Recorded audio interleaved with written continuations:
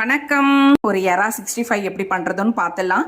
நல்லா பெரிய பெரிய எறா எடுத்துகிட்டு வந்திருக்காங்க. கிட்டத்தட்ட 1.5 ஜான் கிட்ட இருக்குது. வாங்க வீடியோக்குள்ளே போகலாம்.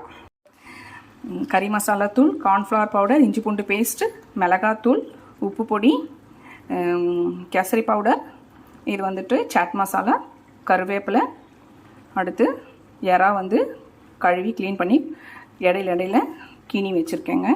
இப்போ எறா 65 பண்ணுறதுக்கு இதெல்லாம் போதும். அடுத்து கொஞ்சம் வினிகர், அதுக்கப்புறமா சோயா சாஸ் கொஞ்சம், அவ்வளோதான். இதெல்லாம் மிக்ஸ் பண்ணிக்கலாம். இதெல்லாம் நல்லா பிசைஞ்சிட்டு கொஞ்சம் நேரம் ஊற விட்டுடலாம்.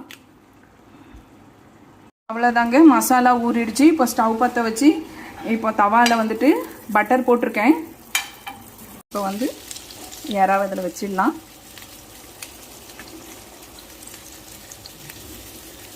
இன்னும் கொஞ்சம் அதில் அந்த பட்டர் விட்டுடலாம். இது நல்லா ஒரு சைடு பொன்னிறமாக ஆனதும் அடுத்த சைடு திருப்பி போட்டுக்கலாங்க.